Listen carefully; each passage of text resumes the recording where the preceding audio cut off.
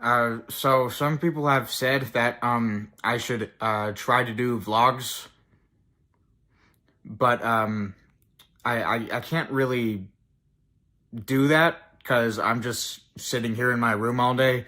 So I thought this would be a good chance to show off some of my retro game collection. I guess that kind of counts as a vlog a little bit, but I've got some pretty cool stuff here.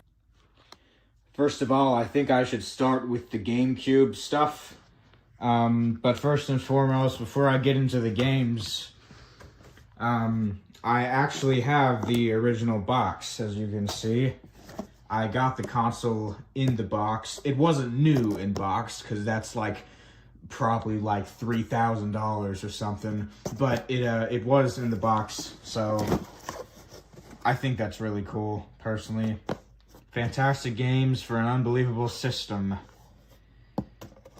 Which is still true to this day because a lot of people really love this console.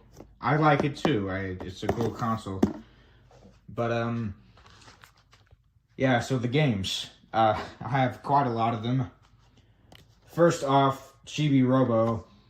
I'm a little proud of owning this one because it's such a desired game for collectors. It goes for about $200 on eBay.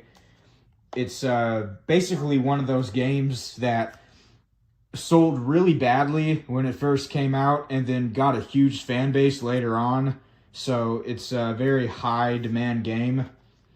I would recommend just play these games on emulators instead of getting the $200 copies because it's, kind of a waste of money in my opinion. I probably should have not done it. But to be fair, this was actually a gift. I didn't spend money on this one, but that just goes for GameCube games in general. It's probably not worth spending all the money to get those games because they're very expensive, a lot of them. Self-explanatory Namco collection, just like any other Namco collection. Pikmin, I don't think it's as good as the second game. I do think it has a better story, but gameplay-wise, I definitely prefer the second game. This is a very fun game. It's the closest you're going to get to GTA on GameCube. I believe this case is a reproduction case because it is very low quality, but the disc is all that matters, right? Even though I haven't really followed that mindset because I wanted all these games in box.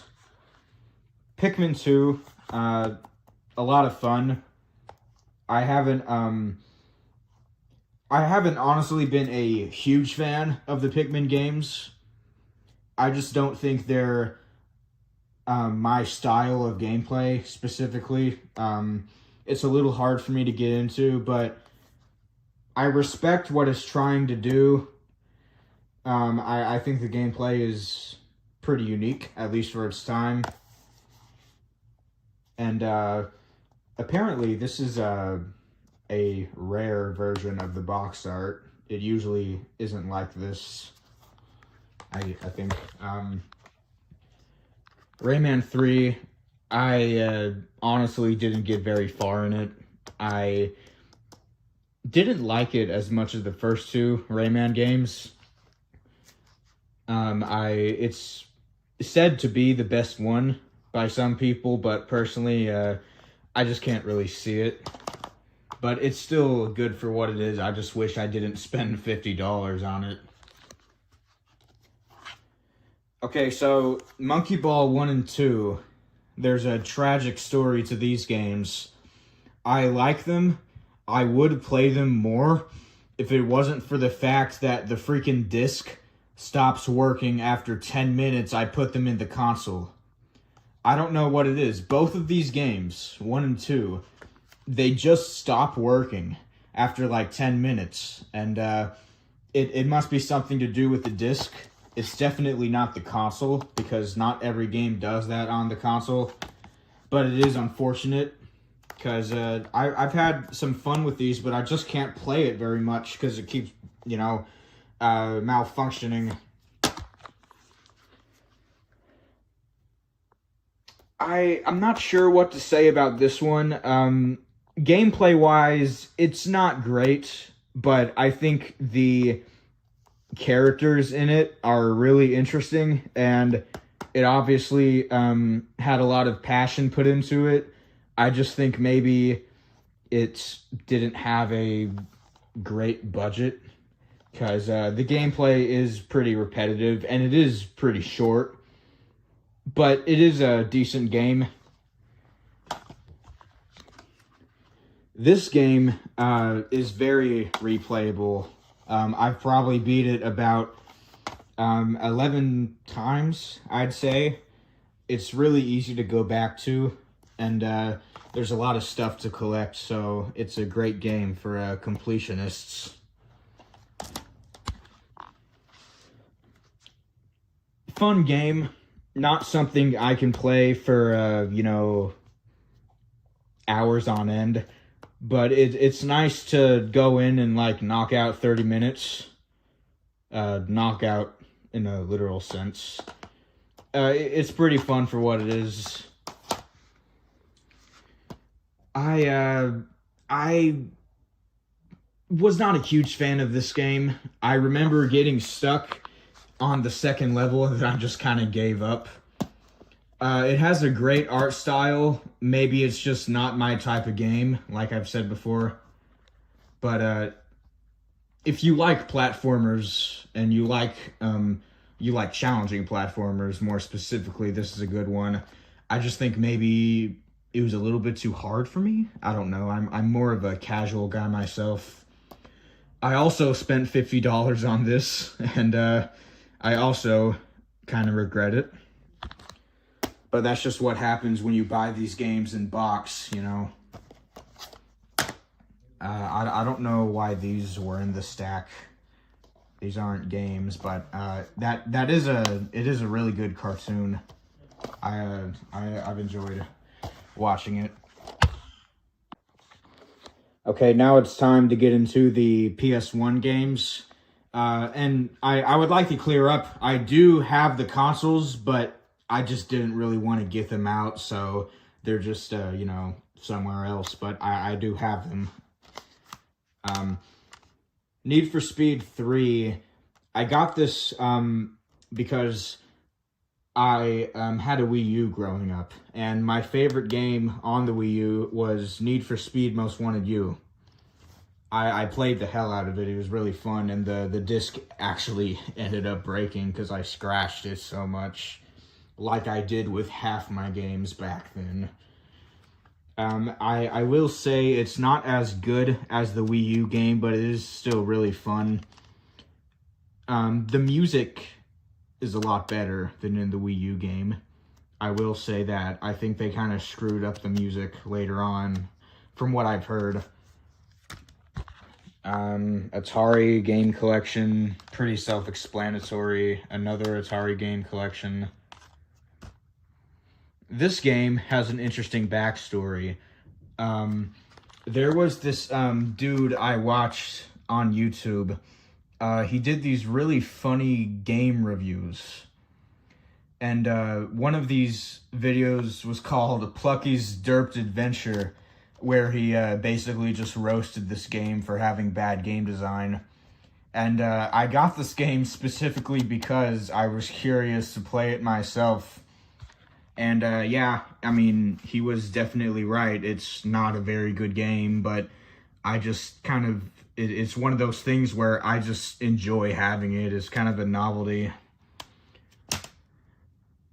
I bought this game new in box. It was still in the wrapper. And I gotta say, I'm not a huge fan of it, mostly because I don't know how to actually fucking play it properly. The gameplay is very confusing to me, and the manual didn't really help ease that much. So I'm sure if I actually knew how to play it, I would like it, but I just can't get my head behind it. It's just, there's just so much crap you gotta do in it. Rayman, the original Rayman.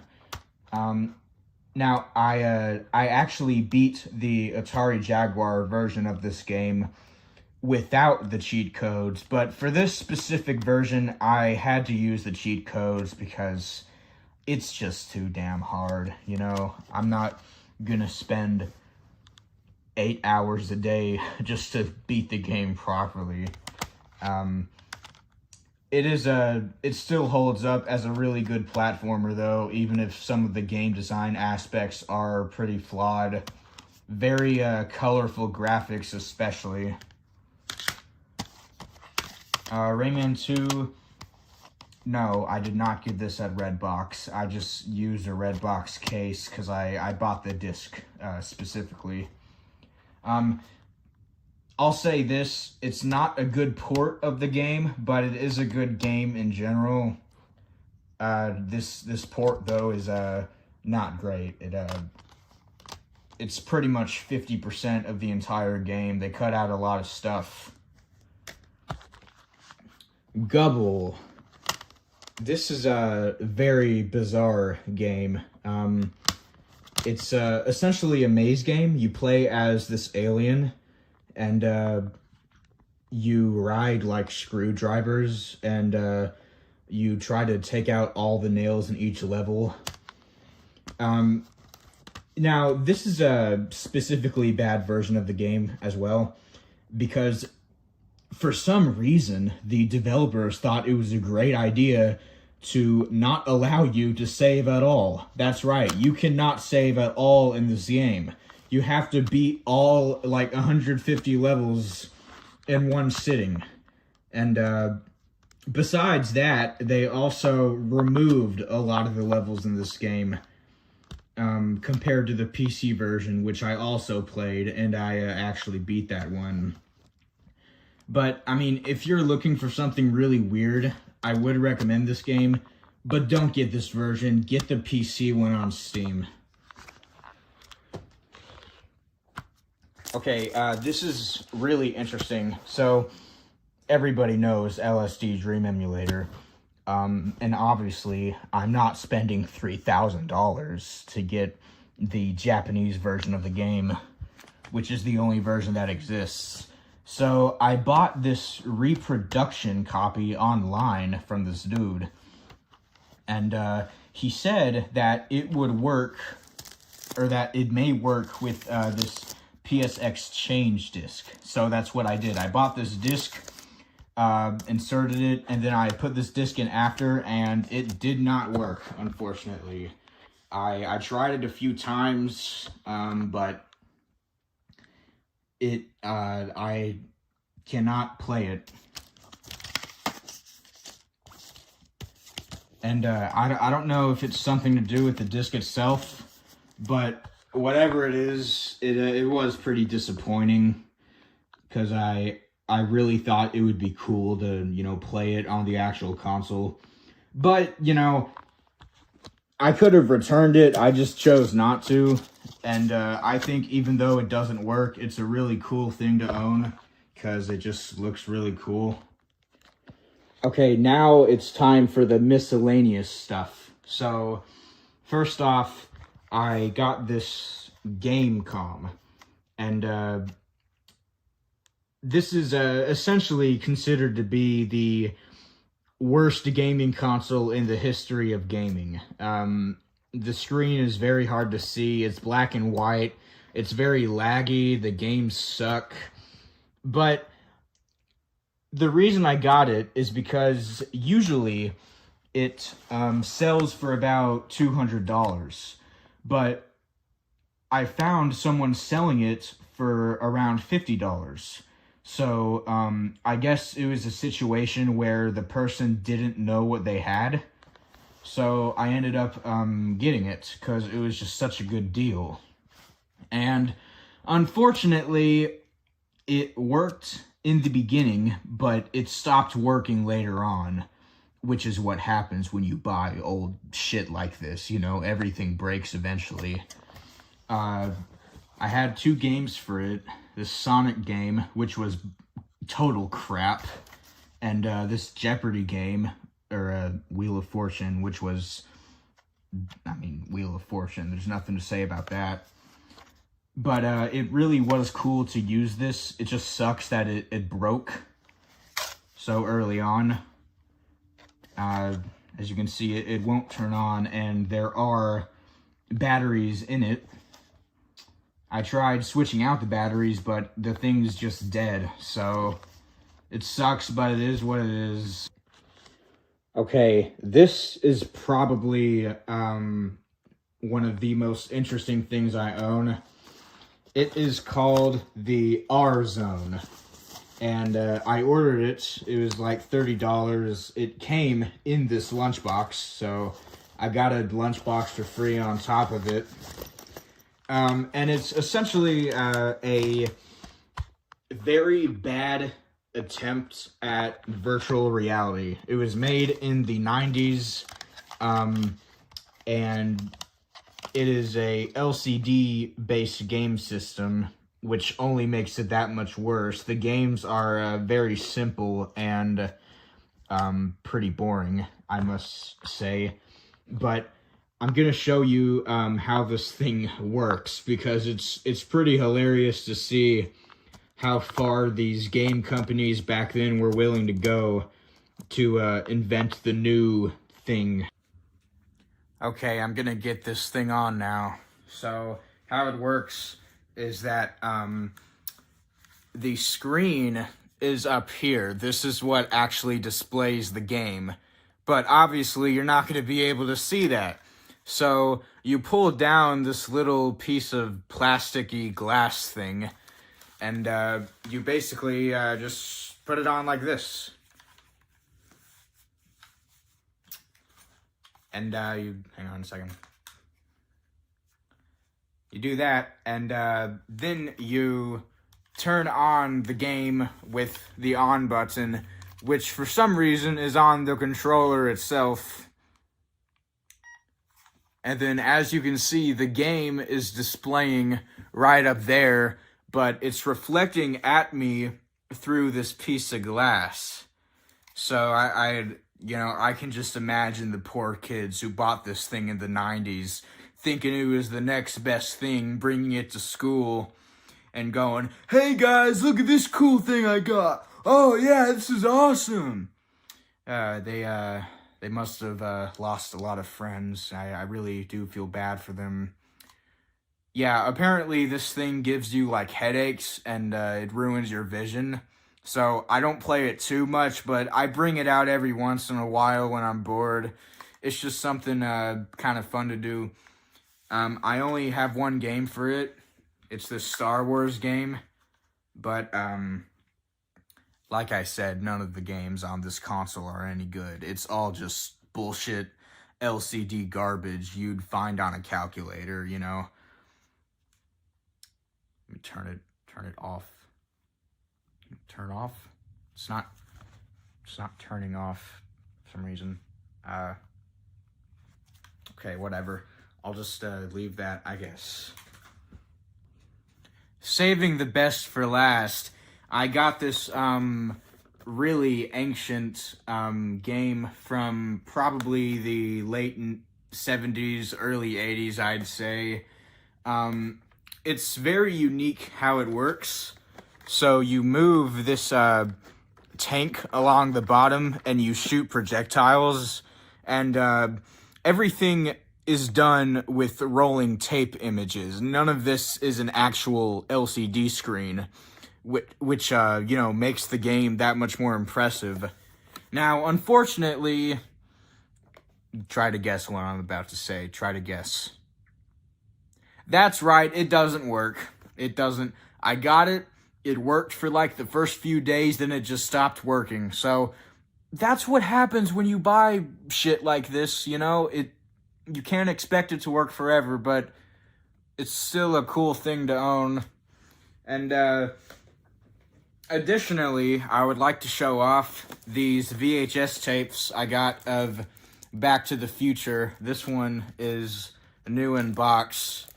Now, I have a VHS player, but it doesn't work. So I can't watch this. And I'll tell you why I know it doesn't work is because I bought a VHS of John Carpenter's The Thing. Pretty much one of the best alien movies ever. And I put the VHS tape in, and I started hearing banging noises coming from the VHS player. So I took the VHS out, and there was a piece of tape sticking out from the tape. So I guess it just ruins every single tape you put in it. So it's definitely not a functional player. But yeah, that's pretty much all I have to show. There are a few more things. I have a Game Boy Pocket. I don't know where it is.